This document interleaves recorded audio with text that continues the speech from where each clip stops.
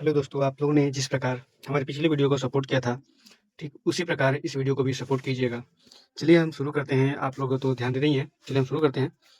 अ, पहला क्वेश्चन है पहला क्वेश्चन है कि भारत की जनगणना 2011 के अनुसार भारत में लिंगानुपात कितना है? ऑप्शन 1 है ऑप्शन 1 है 946 महिलाएं पर 1000 पुरुष। ऑप्शन 2 है 934 महिलाओं पर 1000 पुरुष। और ऑप्शन 3 है 943 महिलाओं पर 1000 पुरुष। और ऑप्शन 4 है 948 महिलाओं पर 1000 पुरुष। तो हमारा राइट आंसर है 943 महिलाओं पर 1000 पुरुष। अर्थात हम कह सकते हैं ऐसे कि 1000 पुरुषों पर 943 महिलाएं 943 महिलाओं का लिंगानुपात है। अगला प्रश्न है अगला प्रश्न है महात्मा गांधी अगला प्रश्न है महात्मा गांधी राष्ट्रीय ग्रामीण गारंटी अधिनियम वर्ष में न्यूनतम प्रदान करता है दिनों के लिए गारंटी मजदूरी रोजगार। मतलब कहने का मतलब है कि जो नरेगा चलता है, महात्मा गांधी राष्ट्रीय ग्रामीण रोजगार गारंटी योजना जो चलता है, वो कितने दिनों के लिए होता है? तो ये ऑप्शन 1 है 100 दिनों के लिए, ऑप्शन 2 है 60 दिनों के लिए, ऑप्शन 3 है 70 दिनों के लिए, ऑप्शन 4 है 180 दिनों के लिए। तो हमारा राइट आंसर होगा 100 दिनों के लिए। देखिए, जो मनरेगा का कार्य चलता है, नरेगा का पहले था, अब मनरेगा हो गया है, और यह चलता है पूरे 100 दिनों के लिए। अगला प्रश्न है वित्त मंत्रालय के अनुसार वर्ष 2023-24 में भारत की कितनी प्रतिशत जनसंख्या ने आयकर रिटर्न दाखिल किया? ऑप्शन 1 है 66.8%, ऑप्शन 2 है 16.68%, ऑप्शन 3 है 6.68% और ऑप्शन 4 है 36.68%। तो हमारा राइट आंसर हो जाएगा 6.68%। चलते हैं अगले प्रश्न पे। अगला प्रश्न है कर्क रेखा कर्क रेखा कर्क रेखा मध्य प्रदेश के निम्नलिखित में से किस जिले से होकर गुजरती है? ऑप्शन 1 है भोपाल से, ऑप्शन 2 है इंदौर से, ऑप्शन 3 है हरदा से, ऑप्शन डी है बालघाट से। मतलब 1 2 3 4 ऑप्शन है, और इसका राइट आंसर क्या होगा? तो इसका राइट आंसर है भोपाल। अगला प्रश्न है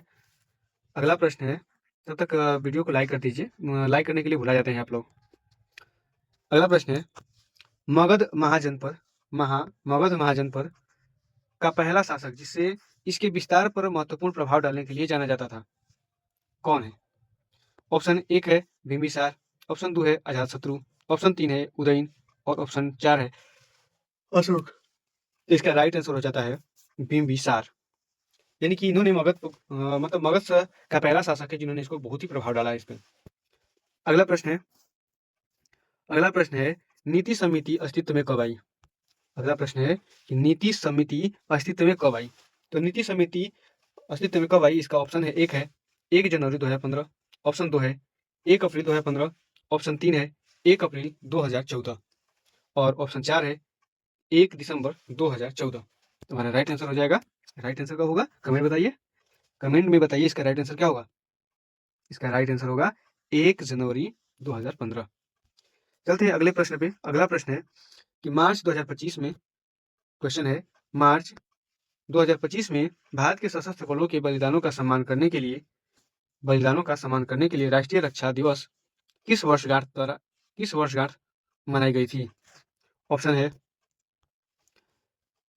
65वीं, 60वीं, ऑप्शन 1 है 65वीं, ऑप्शन 2 है 60वीं, ऑप्शन 3 है 87वीं और ऑप्शन डी अर्थात 4 है 76वीं।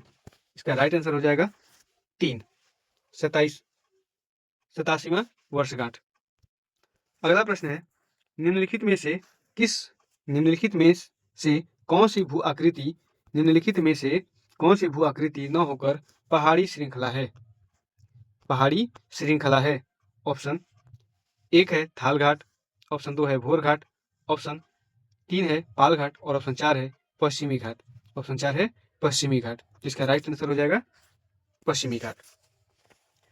अगला प्रश्न है अंकुरवाट के निर्माण के लिए जिम्मेदार खमीर राजा कौन था? अंकुरवाट के निर्माण के लिए जिम्मेदार खमीर राजा कौन था? ऑप्शन 1 है जय वर्मन वी, सूर्यवर्मन द्वितीय, जयवर्मन द्वितीय या यशोवर्मन। तो हमारा राइट आंसर हो जाएगा सूर्यवर्मन द्वितीय। अगला प्रश्न है, भारत की जनगणना 2011 के अनुसार निम्नलिखित में से किस राज्य या केंद्र शासित प्रदेश में ग्रामीण क्षेत्रों में भी सबसे अधिक लिंगानुपात है? ऑप्शन 1 है केरल, ऑप्शन 2 है मेघालय, ऑप्शन 3 है अंडमान एंड निकोबार द्वीप समूह और ऑप्शन 4 है दिल्ली। तो इसका राइट आंसर हो जाएगा केरल। इसका राइट आंसर होगा केरल,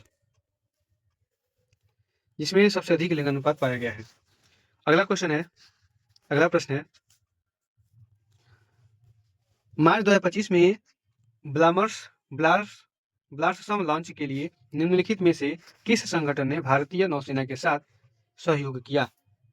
ऑप्शन 1 है हिंदुस्तान एरोनॉस्टिक लिमिटेड, ऑप्शन 2 है भारतीय इलेक्ट्रॉनिक्स लिमिटेड, ऑप्शन 3 है भाभा परमाणु अनुसंधान केंद्र और ऑप्शन 4 है रक्षा अनुसंधान और विकास संगठन। इसका राइट आंसर हो जाएगा रक्षा अनुसंधान और विकास संगठन, ऑप्शन 4। चलते हैं अगले प्रश्न पे। अगला प्रश्न है कि निम्नलिखित में किस देश की मुद्रा वीर है? ऑप्शन 1 है इथोपिया की, ऑप्शन 2 है अफगानिस्तान की, ऑप्शन 3 है मिस्र की, ऑप्शन 4 है किर्गिस्तान की। हमारा राइट आंसर हो जाएगा इथियोपिया की। चलते हैं अगले प्रश्न पे। जरा लाइक कर दीजिए, गला दर्द करने लगा है बोलने में, तो लाइक कर दीजिएगा तो ठीक हो जाएगा। चलते हैं अगले प्रश्न पे। राज्य सरकार का संवैधानिक प्रमुख कौन होता है? ऑप्शन 1 है राज्यपाल, ऑप्शन 2 है मुख्यमंत्री, ऑप्शन 3 है भारत के मुख्य न्यायाधीश और ऑप्शन 4 है इनमें से कोई नहीं। राइट आंसर होगा राज्यपाल। अगला प्रश्न है, मार्च 2025 में किस वन्यजीव अभयारण्य को इको पर्यटन को बढ़ावा देने के लिए तेंदुए सफारी विकसित करने का प्रस्तावित किया गया? ऑप्शन 1 है वीर मोती बाग वन्य अभयारण्य, अबोहर वन्यजीव अभयारण्य, हरिके वन्यजीव अभयारण्य, झज्जर बिचौली वन्यजीव अभयारण्य। तो हमारा राइट आंसर हो जाएगा झज्जर बिचौली वन्यजीव अभयारण्य। अगला प्रश्न है, भारत के प्रायद्वीपीय पठार की सामान्य ढलान किस दिशा में है? क्वेश्चन है कि भारत की प्रायद्वीपीय पठार की सामान्य ढलान किस दिशा में है?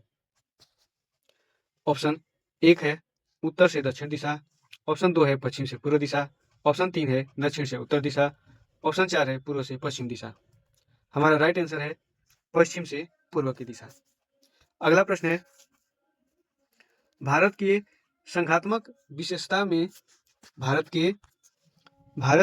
संघात्मक विशेषता से संबंधित प्रावधान का संबंध किस देश से है? ऑप्शन 1 है ब्रिटेन से, ऑप्शन 2 है अमेरिका से, संयुक्त राष्ट्र अमेरिका से, ऑप्शन 3 है कनाडा से, एक और ऑप्शन नीचे दिया गया है, लेकिन इसमें से ही आंसर है और कमेंट में बताइए इसका आंसर क्या होगा। चलिए हम बता देते हैं इसमें से राइट ऑप्शन क्या होगा। राइट ऑप्शन होगा कनाडा। चलते हैं हम अगले प्रश्न पे। अगला प्रश्न है, निम्नलिखित में से किस वर्ष में भारत में पहली बार सांप्रदायिकता निर्वाचन मंडल का आरंभ हुआ? क्वेश्चन है, निम्नलिखित में किस वर्ष में भारत में पहली बार सांप्रदायिक निर्वाचन मंडल का आरंभ हुआ?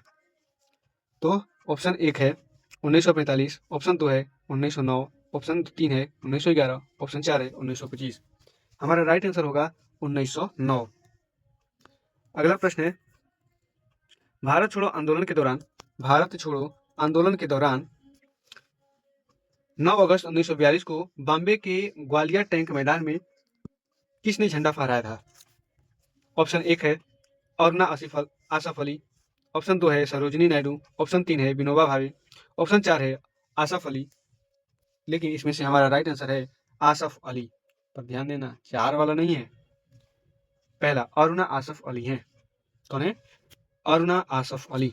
अगला प्रश्न है, इसका तो आंसर आप लोग कमेंट में बताइए, क्योंकि ये बहुत जगह ये प्रश्न पूछा जा चुका है और बहुत बार ये प्रश्न कॉमन कर दिया गया है। और इसका आंसर आप लोग कमेंट में बताइएगा कि इसका आंसर क्या होगा।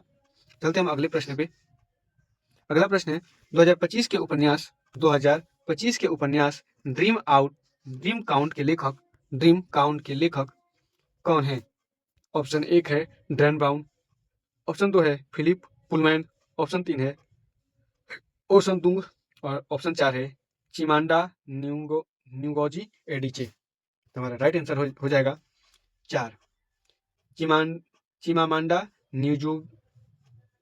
न्यूजी एडिचे।